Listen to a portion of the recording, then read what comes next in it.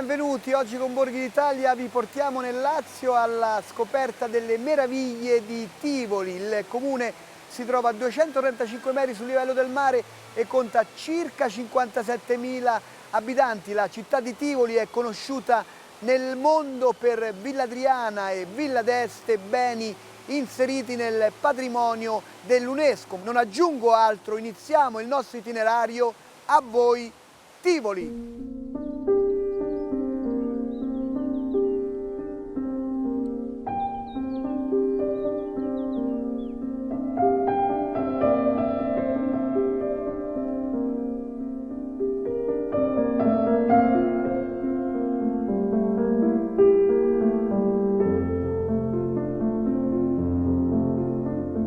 E già entrando all'interno del palazzo comunale si capisce l'importanza dell'antichità di Tivoli. Siamo con il sindaco Giuseppe Proietti. Sindaco, ci presenti la città di Tivoli? È una città d'arte, è una città che quest'anno celebra i suoi 3.230 anni di vita, 500 anni più di Roma. È una città che ha avuto nel corso dei millenni diverse caratteristiche che l'hanno contraddistinta. Città innanzitutto di commerci, porta di passaggio fra il Lazio e l'Abruzzo. È una città che poi ha fondato sulle acque la propria ricchezza. Le acque l'hanno sempre resa bella, hanno consentito nel corso dei millenni che a Tivoli sorgesse un gioiello come Villa d'Este, che fa dei giochi delle acque la sua bellezza più apprezzata. È una città che sull'acqua ha fondato la sua economia. Grazie alla forza dell'acqua si sono stabilite a Tivoli nel corso soprattutto dei secoli più recenti industrie, a partire dalla seconda metà del Settecento. È una città che sull'acqua ha dato a se stessa e anche all'Italia il dono della prima elettricità. Il comune di Tivoli è stato il primo comune ad avere nel 1892 la rete pubblica di illuminazione con energia elettrica. Prima c'erano le lampade a gas. Da Tivoli poi l'elettricità è stata trasmessa 4 anni dopo a distanza a Roma e quindi anche Roma ha potuto essere illuminata elettricamente. È una città che ha un trascorso industriale importante, sono rimaste ancora oggi diverse industrie. È una città che guarda alla valorizzazione del suo patrimonio culturale e alla sua tradizione culturale come ad un patrimonio importante per fondare il futuro delle giovani generazioni. La convivenza tra tessuto industriale e valorizzazione in senso turistico del patrimonio culturale è uno degli obiettivi che la città intende perseguire. Qui abbiamo un riassunto proprio su questo pavimento. Sì, questo pavimento rappresenta lo stemma ufficiale del comune di Tivoli. L'acqua intanto, il ponte sul fiume Aniene e quindi l'acqua e la sua ricchezza. Le torri, cioè i resti delle mura di età romana e poi di età medievale che hanno difeso la città e soprattutto l'aquila imperiale della casa imperiale di Svevia, con la quale Federico Barbarossa, imperatore del Sacro Romano Impero, ha concesso a Tivoli l'onore di fregiare il proprio stemma, proprio perché Tivoli, anche se a 2 passi da Roma, era città ghibellina. E quindi, avendo collaborato con l'imperatore Barbarossa, ma anche con il Papa Adriano IV, ad ospitare sul proprio territorio quell'incontro che poi è stato alla base della nascita dell'Europa delle Nazioni, ecco, fu ricompensata proprio dall'imperatore con l'onore di poter fregiare il proprio stemma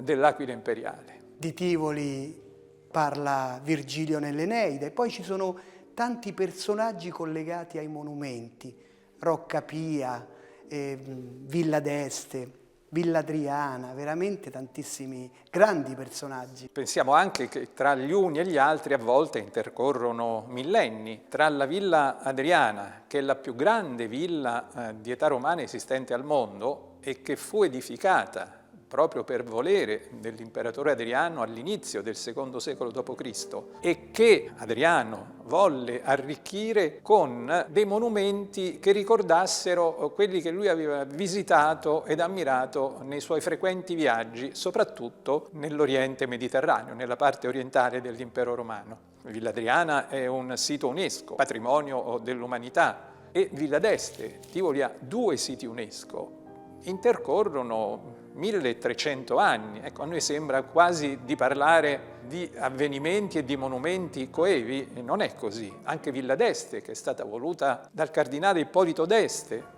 come un gioiello rinascimentale, di giardino rinascimentale e di giochi d'acqua, che è ammirato in tutto il mondo. E poi la Rocca Pia è un monumento che è assurto un po' a simbolo della città di Tivoli. È costruita intorno alla metà del XV secolo, del 400. La sua fase di costruzione, tra l'altro, è raffigurata dal Mantegna nella Camera degli Sposi. Ha ospitato la Rocca Pia avvenimenti molto importanti, quali per esempio quello del riconoscimento, anche se la bolla papale poi di approvazione è stata emessa 2 anni dopo, ma è lì all'interno della Rocca Pia che il Papa ha riconosciuto nella regola della Compagnia di Gesù un qualcosa di ispirazione divina. Quindi i Gesuiti, che sono uno degli ordini più importanti dell'organizzazione della Chiesa nel mondo, sono in pratica sostanzialmente nati all'interno della Rocca Pia. Ma Tivoli ha, come molte altre città italiane, un proprio palazzo dei musei civici che ha visto nel corso degli ultimi 5 anni un susseguirsi di importanti mostre. Ne stiamo chiudendo una che ripercorre la storia del travertino. Travertino sta per Lapis Tiburtinus, pietra tiburtina. Con questa pietra sono stati costruiti, fin dall'antichità classica, alcuni dei più importanti monumenti al mondo. Il Colosseo è in travertino, ma ancora oggi il travertino viene utilizzato in tutto il mondo per realizzare alcuni grandi esempi di architettura contemporanea. Quindi questo ha fatto sì che Tivoli fosse già dall'antichità scelta da alcuni famosi personaggi della storia romana come sede per la propria villa fuori porta, come si direbbe oggi, proprio per il suo clima, per la bellezza dei suoi panorami. Parlava delle acque, c'è da dire, parlava di Villa d'Este, poi abbiamo le acque Albule. Le acque Albule sono un'altra delle ricchezze del sottosuolo tiburtino. Le terme hanno avuto un grande sviluppo, le terme di Tivoli, soprattutto a partire dai primi anni del Novecento. Ancora oggi costituiscono probabilmente il più importante stabilimento termale della provincia di Roma e forse tra i più importanti della regione. Che cos'è per lei Tivoli? Tivoli è la mia città da sempre. La mia famiglia da entrambi i rami è originaria di Tivoli. Io ho studiato a Tivoli fino all'età di 18 anni, quindi sono particolarmente legato a Tivoli, anche se poi il mio lavoro mi ha portato ad operare in Italia e in molti altri paesi del mondo. Sono legato a Tivoli, è un po' la mia famiglia e per questo ho voluto cercare di restituire, lo dico senza presunzione, alla mia città un po' di quello che la mia città ha dato a me. Grazie al sindaco Giuseppe Proietti, noi ci spostiamo, raggiungiamo la cattedrale per incontrare il vescovo.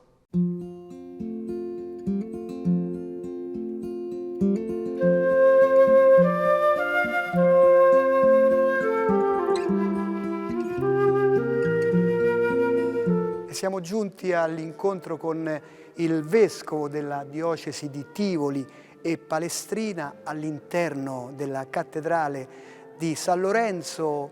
Monsignore, allora ci presenti la diocesi. La diocesi, certo, siamo nel centro della diocesi, la cattedrale, anche se è una cattedrale che è geograficamente un po' spostata rispetto al centro della città, perché era nell'antico borgo medievale. Però siamo nel centro della diocesi, Tivoli, che è fatta di 3 grandi zone, direi. La zona della Piana, la chiamiamo, quella più nuova, vicino a Roma, Guidonia. Poi c'è la parte più antica, diciamo, che è quella intorno a Tivoli. Questa io la chiamo una vecchia signora, che ha avuto un passato glorioso. Quando si parla di Tivoli si pensa alla bellezza di Villa d'Este, Villa Gregoriana, Villa Adriana, anziana però perché ha una lunga storia e si dimostra questa storia, la si vede anche sui vari strati e questo è un po' il centro della diocesi, la città. E dietro, andando verso Subiaco, la Valle dell'Aniene e poi c'è un'altra vallata che va verso il Reatino, arriva fino a Orvinio, Turannia, Pozzaglia Sabina, il paese di Sant'Agostina Pietrantoni,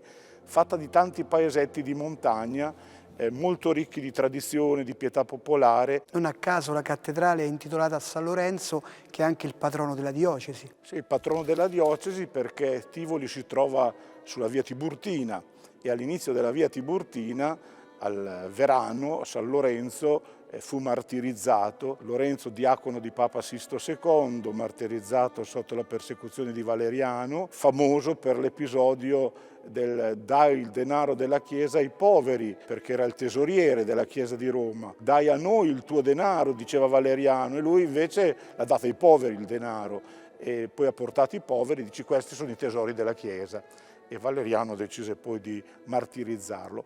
Il culto di Lorenzo è arrivato fin qui, sostituendosi al vecchio culto di Ercole Vincitore, e tante opere si ispirano a Lorenzo. Anch'io nel mio piccolo, quando sono arrivato a Tivoli, abbiamo voluto alcune mense per i poveri perché mancavano, una sotto il mio episcopio, un'altra nella zona più della Piana, con un dormitorio per i padri separati, anche dedicate a San Lorenzo, e poi altre opere di carità proprio per tener viva la memoria di Lorenzo, non solo nella devozione ma anche in fatti concreti di carità che stiamo cercando di portare avanti con l'aiuto della Caritas diocesana.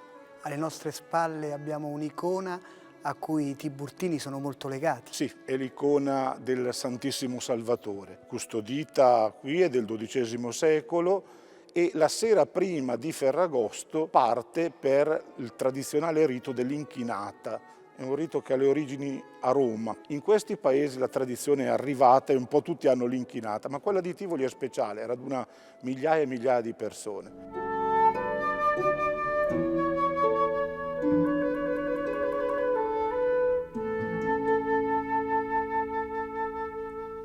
Possiamo dire poi che Tivoli è anche città mariana. Certamente sì.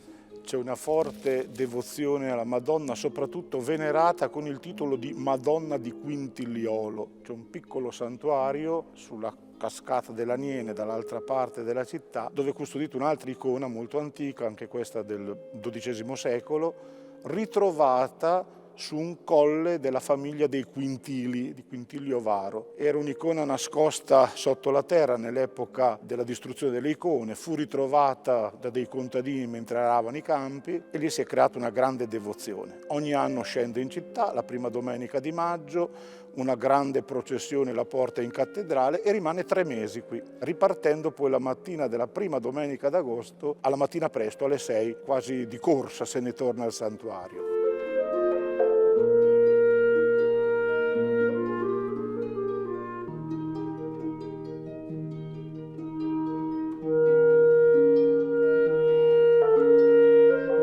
Qual è il messaggio del vescovo alla diocesi? Avrei tante cose da dire alla diocesi, mi fermo su quelle alle quali tengo di più. Innanzitutto continuare ad essere e ritornare continuamente a essere uniti, a lavorare insieme. Purtroppo quando c'è povertà a volte non si è uniti, ma ci si divide, ci si isola. Un po' come in questo tempo di pandemia, cioè tendiamo a isolarci, nonostante diciamo che dobbiamo stare uniti insieme. Sì, ci proviamo, poi il giorno dopo ritorniamo a dividerci. Allora il mio messaggio è: cerchiamo di volere il bene comune, il bene di tutti, e ognuno dia quello che può per stare uniti insieme. Insieme certamente con un fondamento, che è quello della fede nel Signore. Bisogna tornare, dico alla mia comunità cristiana, spesso alla parola di Dio. È vero che abbiamo tante tradizioni popolari, la pietà popolare, ma la pietà popolare va riempita di parola di Dio, di Eucaristia, di sacramenti e di vita comunitaria reale, dove ci si aiuta concretamente perché tutti fratelli in Cristo, per noi cristiani, e fratelli anche di chi viene da lontano, ma dobbiamo accogliere, appunto, come ci insegna anche Papa Francesco, proprio come un fratello a cui aprire il cuore, le braccia e dare una mano per vivere.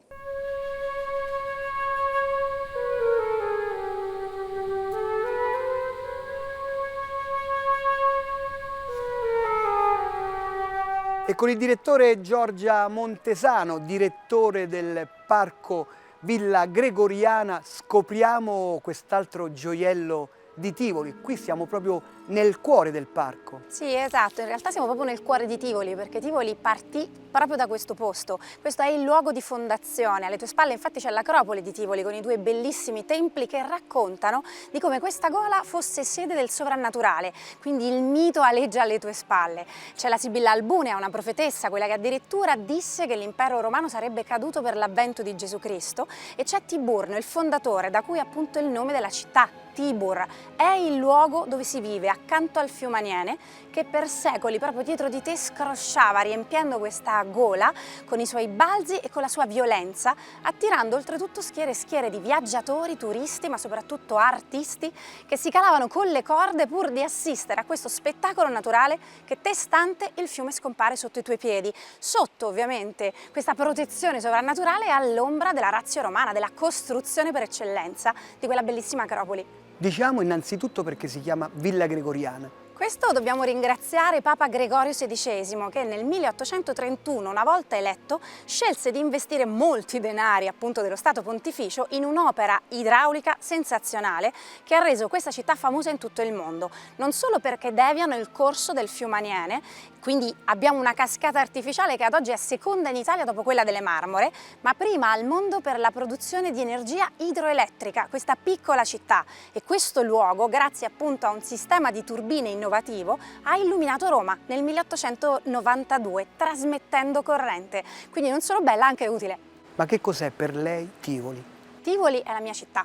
Sono nata e cresciuta qui, sebbene la mia famiglia sia romana, ma è una città che mi ha adottato in maniera viscerale. Io amavo fin da piccola girare per il borgo medievale, perché girando per Tivoli ti trovi così nel nulla una casa gotica, ancora con le sue fattezze originali, una edicola dipinta a mano, quindi con Maria che abbraccia Gesù e ti guarda dall'alto di questi palazzi. È letteralmente una stratigrafia che va avanti fin dall'epoca romana e che trasuda storia da ogni muro, da ogni parete. Quindi per me non è solo casa, ma è davvero un luogo particolare. Grazie a Giorgia Montesano. Noi adesso ci spostiamo per scoprire altre curiosità della città di Tivoli.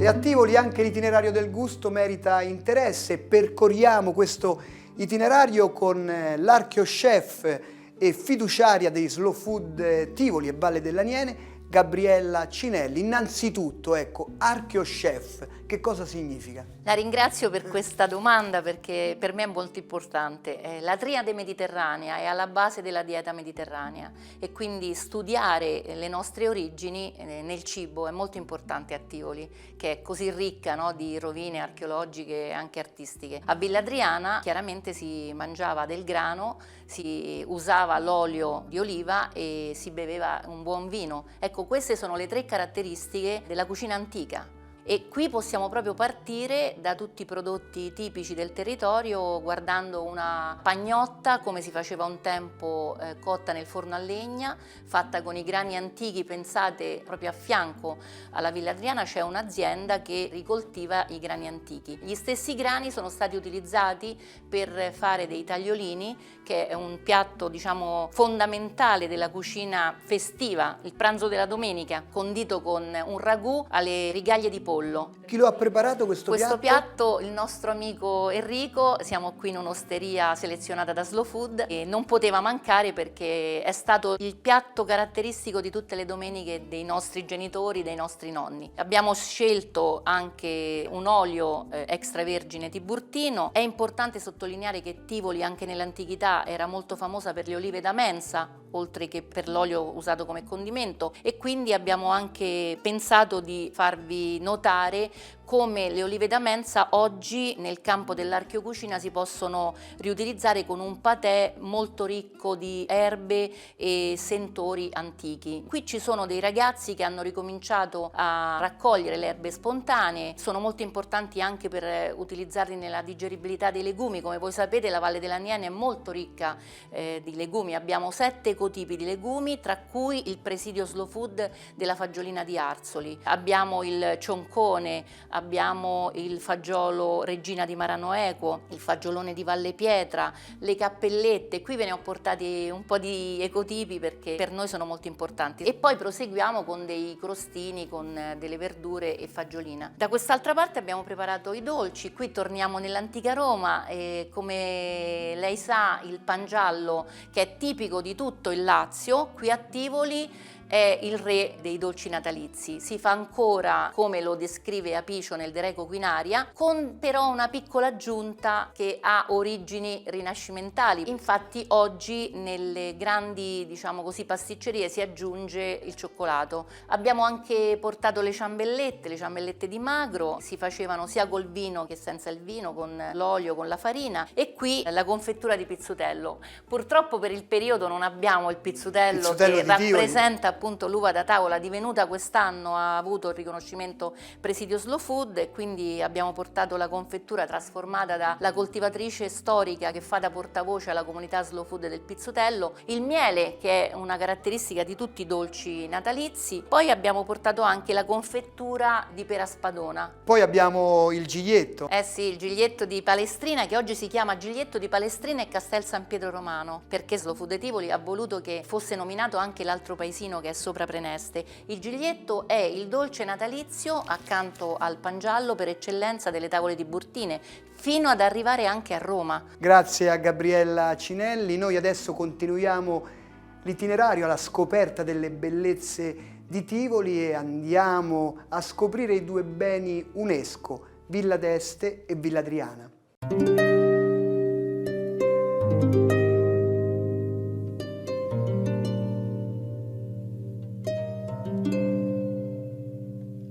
E adesso entriamo nelle meraviglie, perché con il direttore di Villa Adriana e Villa d'Este, Andrea Bruciati, andiamo a presentare queste meraviglie patrimonio UNESCO. Iniziamo da Villa d'Este, siamo qui all'interno di uno dei saloni affrescati e c'è veramente tanto da vedere qui.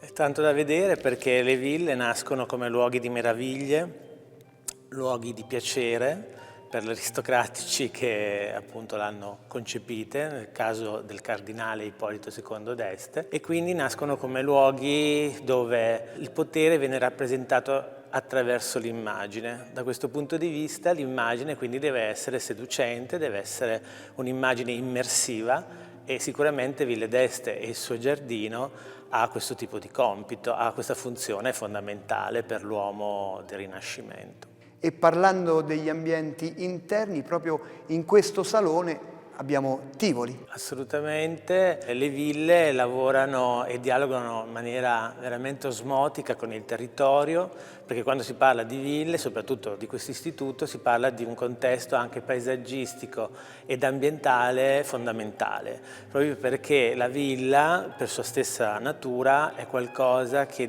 dialoga continuamente e incessantemente fra il dentro e il fuori. C'è da dire che sotto abbiamo i paesaggi, ma poi alziamo gli occhi e anche qui scopriamo delle vere meraviglie. La meraviglia è alla base della fruizione della villa, e in questo caso il grande interesse sta nel fatto che c'è questo continuo scambio fra gli affreschi, quindi la parte dipinta, e la parte strutturata del giardino, quindi c'è questa continua e meravigliosa scambio di parti, anche da un punto di vista prospettico, di aperture e chiusure continue all'interno della dimora, e anche nell'uso non soltanto dell'affresco ma di tutti quegli elementi che fungono, che sono in qualche modo funzionali a far sì che tu, pur essendo all'interno della struttura, ti senti all'aria aperta. Noi abbiamo la fortuna di essere qui con il direttore, ci porti all'interno della villa, così parlando dei luoghi più significativi, anche le fontane più significative. Diciamo che l'acqua sicuramente a Villa d'Este, ma diciamo per tutta la città di Tivoli, è un elemento fondamentale, è il DNA del contesto territoriale stesso. In questo caso Pirro Ligorio, colui che concepì la struttura della villa, studiò Villa Adriana. e in qualche modo la studiò non soltanto da un punto di vista estetico e strutturale, ma anche da un punto di vista ingegneristico. Quindi molto probabilmente l'estrema raffinatezza e perizia del disegno ingegneristico che sottostà a questi giochi d'acqua incredibili di Villa d'Este sono il sedimentato di una riflessione avvenuta a Villa Adriana, di cui Villa d'Este è in qualche modo una sorta di filiazione aggiornata alle istanze rinascimentali. Entriamo dentro Villa Adriana, senz'altro uno dei luoghi più suggestivi è il Canopo. Ecco, il Canopo rappresenta un altro elemento fondamentale sempre di Villa Adriana, legato all'acqua e legato anche alla storia dell'imperatore. Quando noi ci avviciniamo, entriamo a Villa Adriana, entriamo in una specie di ecosistema della Roma antica dove Adriano immette vari linguaggi e quindi abbiamo a che fare con una sorta di mondo sincretico tra l'Oriente, tra la Grecia e la romanità, per dare vita a qualcosa di unico e di veramente eccezionale che diventa, che in qualche modo viene concepito come la matrice universale della villa romana.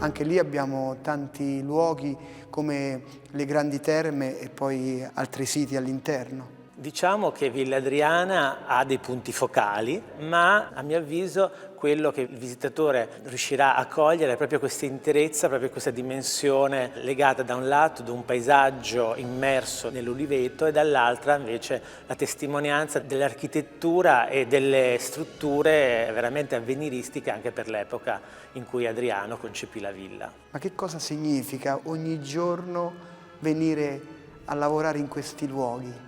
È l'altra parte della bilancia. La gestione di luoghi così difficili all'aperto è veramente una gestione che muta di giorno in giorno perché noi siamo legati alla stagionalità ma anche quasi alle condizioni meteo che cambiano quotidianamente. La bellezza è sicuramente l'altra parte che ti stimola comunque a immettere energie e a crederci perché veramente la bellezza possa essere condivisa da un pubblico più ampio possibile e più vario possibile. Anche se l'itinerario in genere inizia dal santuario. Diciamo che cronologicamente la lettura corretta sarebbe Santuario, Villa Adriana, Villa d'Este. Poi in realtà per ragioni logistiche normalmente il visitatore inizia da Villa d'Este, però ecco tutto inizia dal santuario, è come se fosse una sorta di elemento circolare. Tutti i vari siti si riccheggiano l'uno con l'altro. Infatti Villa d'Este è sì concettualmente legata a Villa Adriana, ma molto probabilmente molti dei materiali, ma anche da un punto di vista logistico, vista la prossimità del santuario, ha sicuramente assunto a sé una parte dell'area antica del santuario di Ercole Vincitore. Io chiuderei con il suo invito a venire qui alle ville, ma anche a visitare Tivoli. Le ville, Villa Adriana, Villa d'Este e Santuario di Ercole Vincitore sono Tivoli, perché noi rappresentiamo l'unica città in Italia che ha 2 siti UNESCO, quindi già questo vale un viaggio. Posso dire che oggi come oggi il fatto che siamo comunque dei luoghi